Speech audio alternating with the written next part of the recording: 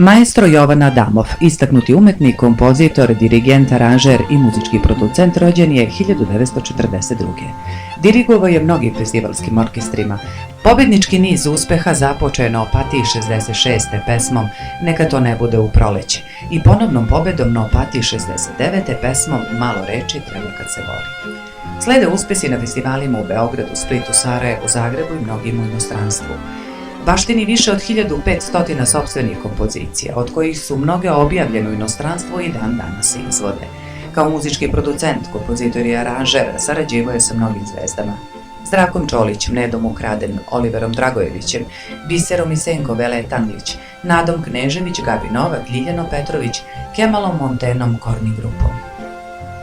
Član je direkcija mnogih internacionalnih festivala i osnivač nekoliko kulturno-umetničkih društava.